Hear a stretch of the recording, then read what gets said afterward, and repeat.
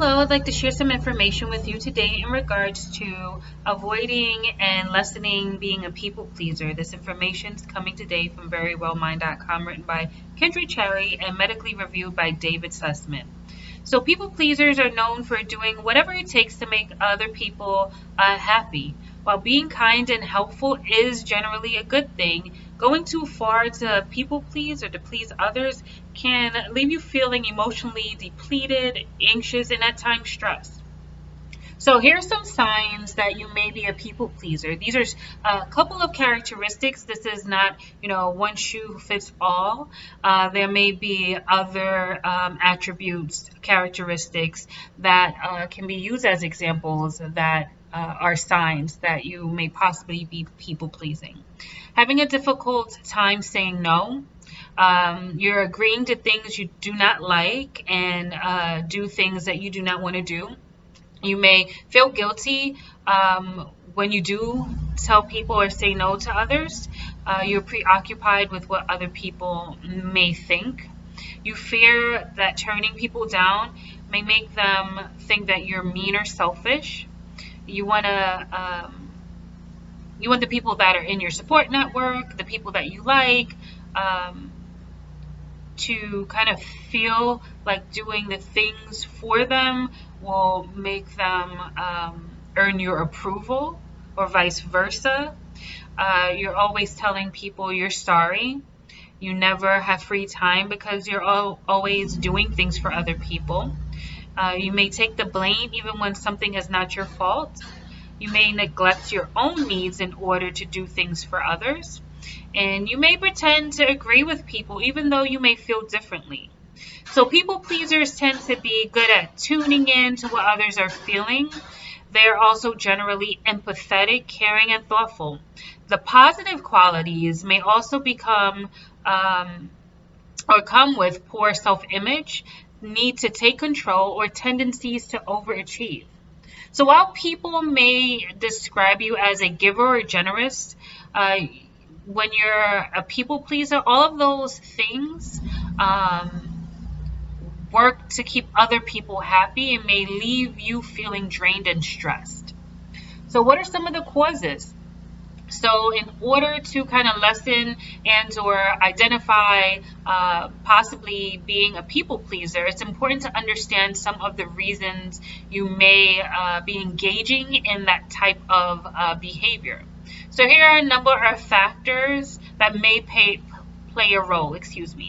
So there's insecurity. In cases, individuals may try to people please because they're worried what other people are thinking or saying or feeling towards them, and there's this fear that those people will not like them if they do not go above and beyond to make them happy. There's also poor self-image or poor self-esteem. So sometimes people engage in people-pleasing behaviors because they do not value their own desires and needs. So due to a lack of self-confidence, people pleasers have a need to have external validation, and they may feel that doing things for others will lead to them being accepted or having approval. There's also past experiences, such as painful, difficult, traumatic experience may also play a role. So, for example, a person that may have experienced abuse of some type may try to people please and be agreeable as possible in order to avoid triggering abusive behaviors in others. Lastly, there is perfectionism. So sometimes people want everything to be just so, in air quotes, including how other people think and or feel. So the motivation to help others can sometimes be in a form of altruism. So a person might genuinely want to make sure that people have the help that they need. In other cases, people pleasing can be a way to feel validated and or liked. So by making sure that the people are happy, they feel that they're useful and valued. So what are some of the effects of being a people pleaser? People pleasing isn't necessarily a bad thing all the time, right? We're talking about extreme situations and or emotions, or mentally. So being concerned, caring, being that individual is an important part of maintaining healthy relationships with loved ones. It can become troublesome, a concern, and or a problem if you're trying to win the approval in order to shore up lower self-esteem, or if you're pursuing the happiness of others at the expense of your own emotional well-being. So kind of to segue into anger and frustration with people pleasing, right?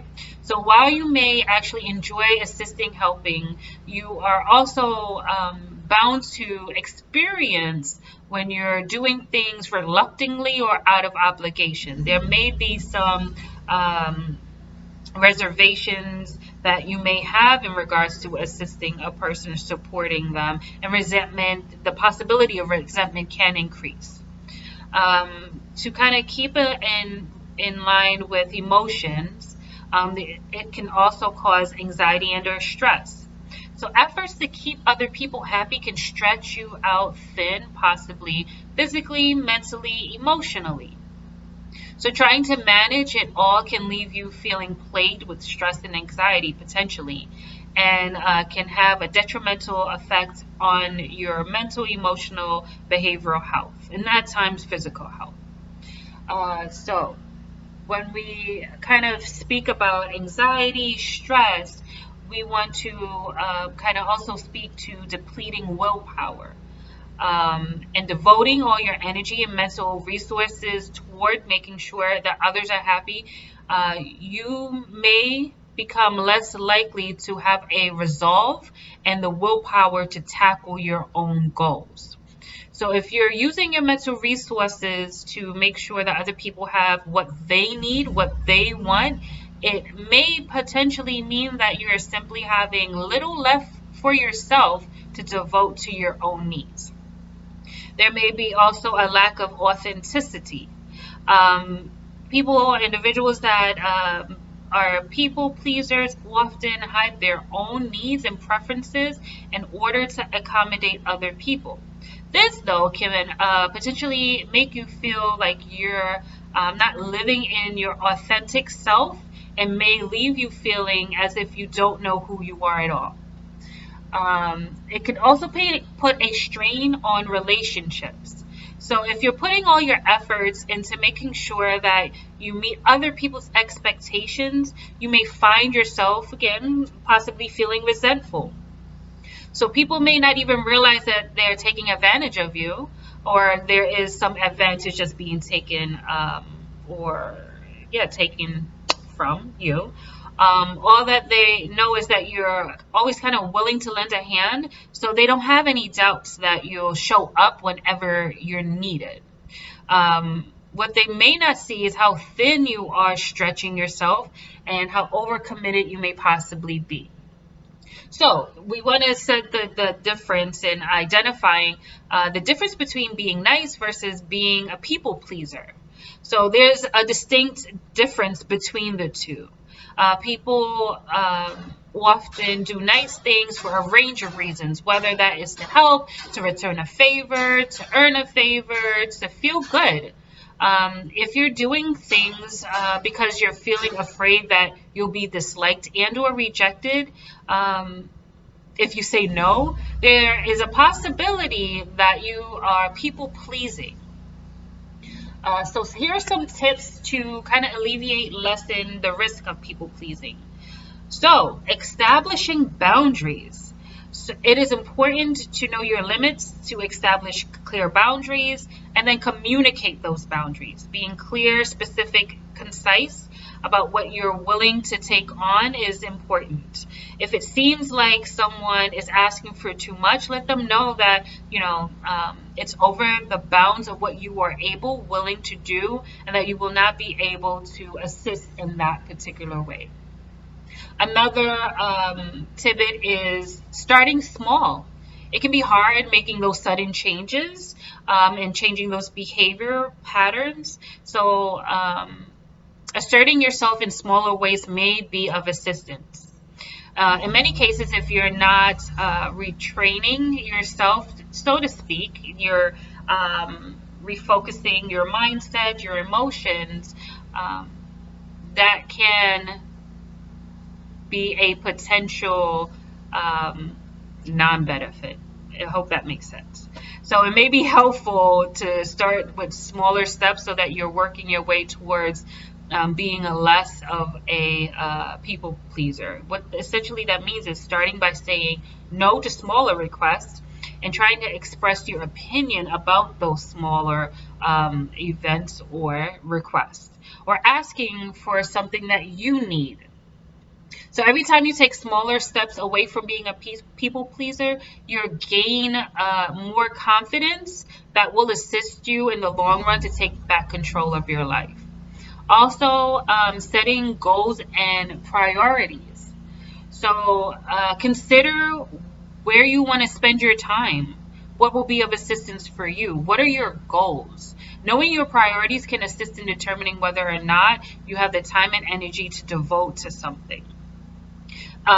In conjunction to that, try positive self-talk. If you start to feel overwhelmed or tempted to cave, build up your resolve with those positive affirmations. Remind yourself that you deserve to have time for yourself. Your goals are important. You should not feel obligated to give away your time and your energy on things that do not bring you joy. So there's also assessing the request, seeing that whether or not you are able to accommodate that other person. If it feels like you're being manipulated into doing things, take some time to assess the situation and deciding how you want to handle the request.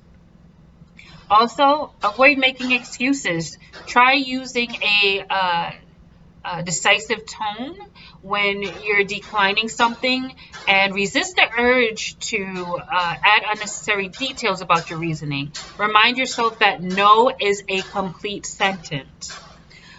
There's also remembering the relationships, that relationships require give and take, right? So there's reciprocity with that.